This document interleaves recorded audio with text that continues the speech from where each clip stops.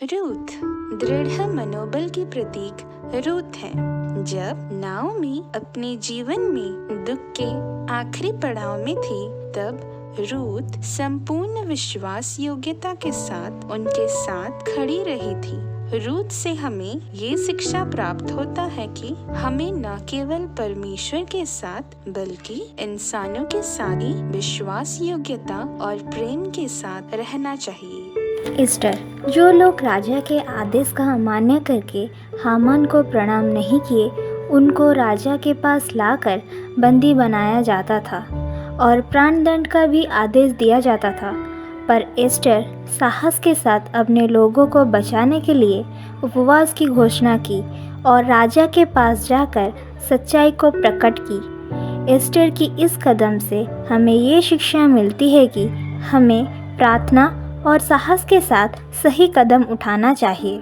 प्रार्थना योद्धा हन्ना किसी भी विषय में प्रार्थना करने के लिए पीछे नहीं हटती थी, क्योंकि वो जानती थी कि परमेश्वर हर असंभव को संभव कर सकते हैं। वो विश्वास करती थी कि परमेश्वर उसके प्रार्थना को सुनेंगे। हन्ना के जीवन से हमें यह शिक्षा प्राप्त होती है कि जीवन में समस्या चाहे बड़ी हो या छोटी, हमें परमेश्वर के निकट आना चाहिए और प्रार्थना करना चाहिए ताकि परमेश्वर हमें सहायता करें।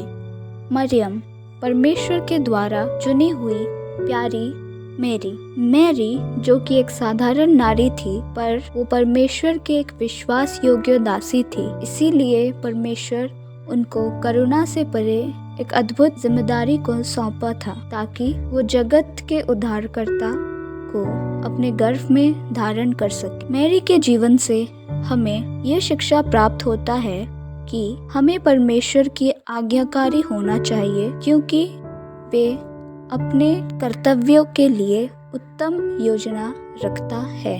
दोबोरा सामरी स्त्री दोबोरा अपनी बुद्धि और ज्ञान के साथ इस्राएल लोगों को परिचालित करती थी और परमेश्वर ने दोबोरा के द्वारा इस्राएलियों को जीत दिलाया था।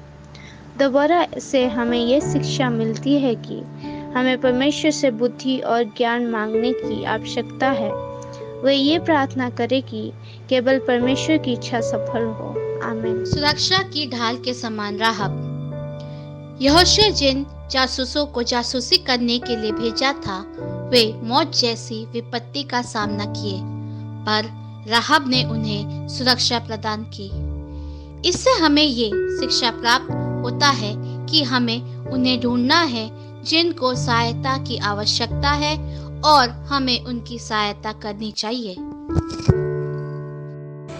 अबीगेल दीनता की नायिका अबीगेल के विवाह संदेहपूर्ण व्यक्ति नाबाल के साथ हुई थी, जो कि दाऊद और उनके सेनाओं के साथ कड़वा व्यवहार करता था, पर दाऊद हमेशा उनके साथ अच्छा व्यवहार करता था। जब दाऊद नाबाल और उनके साथी लोगों को मारने जा रहा था, अबीगेल दाऊद के पास जाकर उसके पति नाबाल के लिए क्षमा की भीख मांगी। अबीगेल से हमें ये शिक्षा प्राप्त होती है कि माफी मांगने के लिए हमें कभी पीछे हटना नहीं चाहिए और भयभीत नहीं होना चाहिए। माफी मांगने से माफी जरूर मिलती है।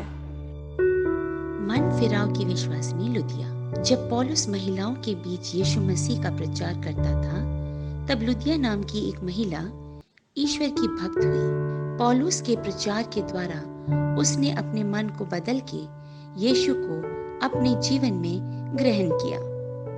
लुदिया के जीवन से हमें ये शिक्षा प्राप्त होता है कि मसीही विश्वासिनी होने के नाते नम्रता के साथ अपने आप को मसीह के सामने समर्पण कर देना चाहिए, क्योंकि हम खुद कुछ नहीं हैं, हम सब पापी हैं। इसलिए मसीह पे विश्वास करके और उसे अपने उद्धारकर्ता के रूप में स्वीकार करके जीवन बिताना चाहिए।